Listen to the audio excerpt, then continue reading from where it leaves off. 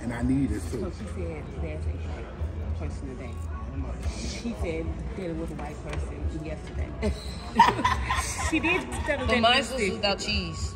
Friends, get me two real quick, please. On mine. Thank you, baby. So, okay, so finish what you said. What you at too?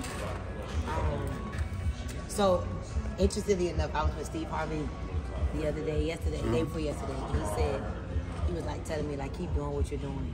He said the key is to be the best or the first. And I said, I'm both of them. So that's it. Whatever it is that you do, be the best or be the first at it. And I think that your whole style, you're like the first to be like, Oh, I love when people say that. you are, like, you don't give a fuck. And this so is the thing, amazing. Coach. That's First, what they do? First they laugh, then they what?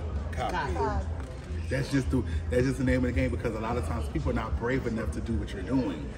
So at first they're gonna talk about you, they're gonna laugh at you, they're gonna say what you're doing is crazy, they're going to try to depict it, but at the end of the day, when they see that it's working for you, then they try to emulate it. I see so many people emulating me now, which is flattering. I love it, because that's what I'm here to inspire. But literally, you have to know that people are gonna talk when you're doing something that's not norm. When it's not norm, people are going to talk, but that's what's going to make you iconic.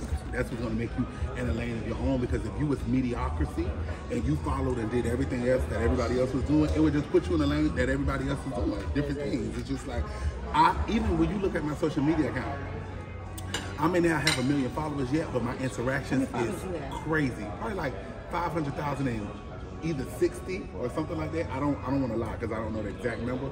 But if you look, like if you was to skim through my page, it's nasty, out of this world. Like people really love you. You know what it is though? I find that the difference between an influencer and somebody with a lot of followers, an influencer really spends time with their followers. Like I spend time with my people, you spend time with your people. Just talking to them, connecting with them, letting them in your life. They know you're a real person. They get to come with you in the club, come with you in your good times, come with you in your bad times. So they really feel like a connection with you through social media. And I find that that's the difference between an influencer and a person who have followers. So you do that, you really engage the people, you keep it real with the people. You talk to the people like you're talking to your friend. Like, what's up, good morning, y'all. What's up?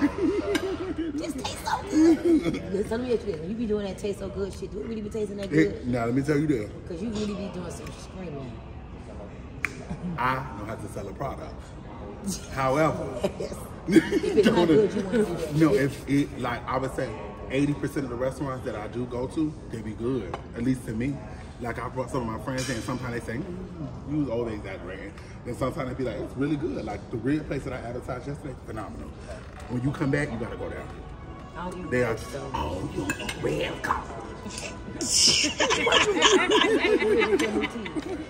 Down, pull that beat up. I don't play. I eat pork. I don't eat pork and red meat. I don't eat Chicken? I eat some chicken now.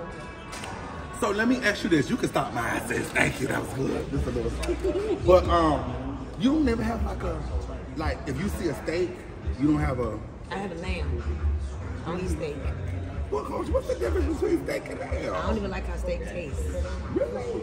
I love lamb, and it's good protein. It keeps me lean, and it's more rich. So can I ask you some questions? I like to do rich stuff. Damn. I don't like to do stuff that makes me feel poor. I used to be poor. I think that's what it is. And you know what? You remind me of my friend Dallas so much like a woman version. Because, and I get him though.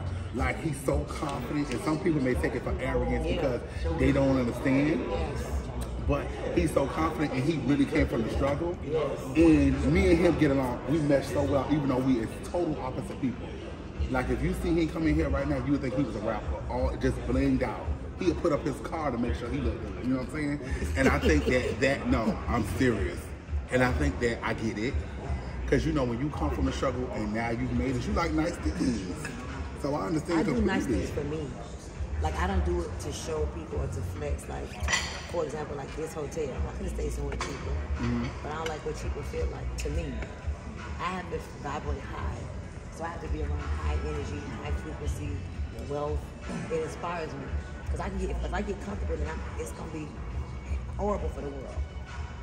If I just feel like I'm cool, so when I come to these environments, it makes me want to work hard, and then I get ideas. So like, for example, I love this staircase. Next you know, just to be something in my new house, my condo or something. You know what I mean? Like I love the living room in my suite. I take ideas everywhere I go, but it inspires me to go harder. Yeah, that makes so much sense. Can you see yourself, say it's a woman out there that want to hang out with Coach Normie, right? But she may not necessarily be on your level. Are you comfortable kicking it with her? In terms of kicking it with her as her. Like, just like having somebody around you with good energy. Oh yeah, all the time. It's my students though. God. That's the difference. They're not my friends. They need to know they are my students because I want them to grow. Like I don't want people around me beneath me. Like so, we play this thing called credit card roulette, right? When we go out to eat, at the end of the bill, we all put our credit cards and the waitress got to, whoever the last card she has on hand got to pay it. I want to hang around people that has the capacity to afford to play credit card roulette. We go have a snack. I snack you for $1.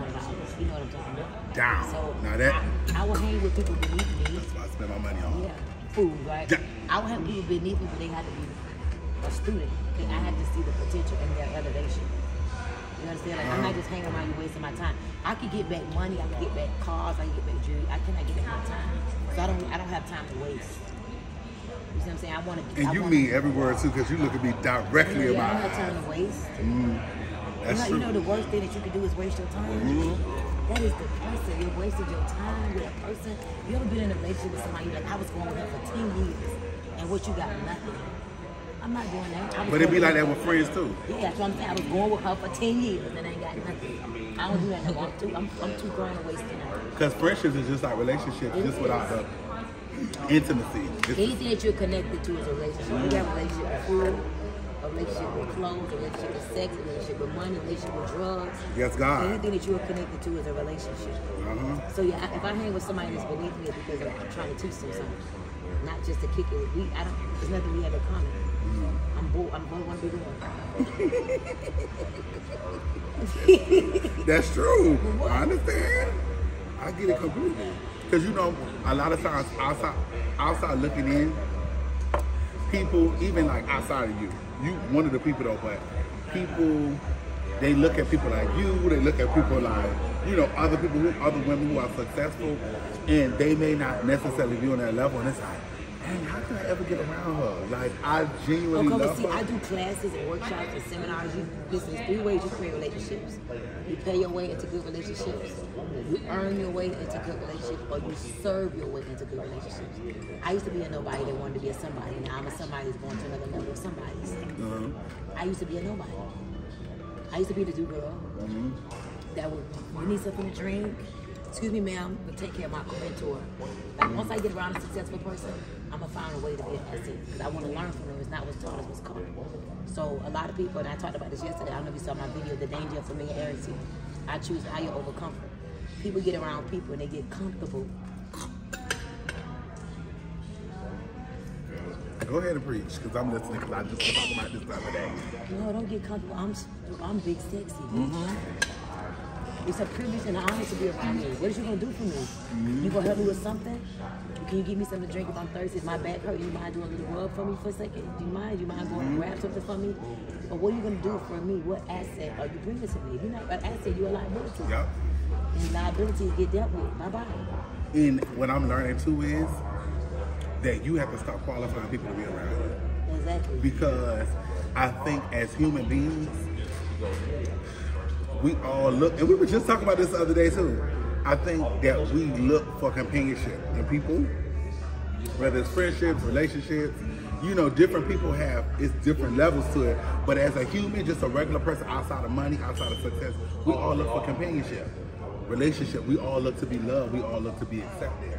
So I think sometimes we go to the bottom of the barrel where we know we was not supposed to be. People we know we wasn't supposed to be friends with. People that we know we wasn't supposed to be in relationships with, but we just accept what we can accept just so that we can have that companionship. These people haven't proven nothing to us. That's your self-esteem issue. That be self-esteem issue. I know, Coach. That's the root of That what be it is, self-esteem right? issue. Yeah, I know. You can tell where your self-esteem was based on the people you allowed around. That's the root of what it is. It's self-esteem. And then I think it's self-esteem. sometimes too, because I had caught myself in a place of wanting to build somebody up. I felt like, ooh, somebody that's already established, they're gonna be too much work. It's gonna be too bulls at it. So I prefer to go to the bottom of the barrel and build him up, somebody who is not really on my level, and help him out. It don't work. It don't work. No, They don't work. They resent you. They start being jealous, intimidated. They think you better than them. It don't work. I'm telling you right now, it don't work. Now you can date somebody or be with somebody that don't have it all together, and they can be in that process. They can have potential, but somebody that's like mentally and they just at the bottom, it doesn't work. They're gonna start. They don't understand. They don't understand. They're not ready yet. It's like teaching a kid how to type and they don't even know how to write. Teach them how to write. You know what I mean? Like take them through the, crawl before you walk. Don't take somebody to a level that they're not ready for. Yes, and you find yourself trying to guide them, and they think that it's you trying to control them. Exactly. They just not ready. That's what it is.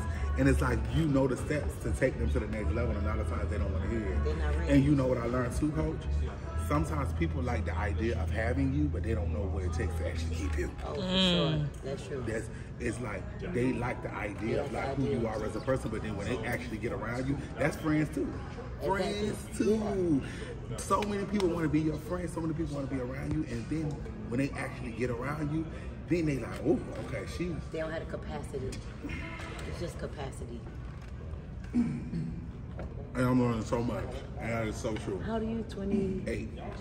Yeah, you young. I made my first million at 29. I learned my greatest lessons between 29 and 33. My next level lessons. Especially about people and relationships. And I can tell you right now, you cannot take somebody somewhere they ain't ready to go. They gotta be ready to go. That is true, because you be pulling teeth. Nobody got time. Nobody got time, because just like you said, a lot of times you'll wake up and you be 45 and you're like, well, what did I do with my time? No. I still was chasing this man. I still was chasing these friends, because it be friends too. Outside of relationship, it be friends. You be trying to get these people to accept you. You be trying to get these people to understand you. You be going back and forth and just be a lot, and you waste your time putting so much energy into that. So what's next for you? Like, what do you want? Like, what's your next big goal? Me, I want to have my own show. I want to open up a restaurant.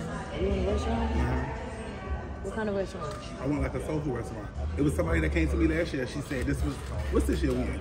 2022? Last year she came to me, she was like, okay, I found the spot. Nice spot, it was in Atlanta. I found the spot. Excuse me. She said it was a second generational kitchen. So it was a kitchen already in it.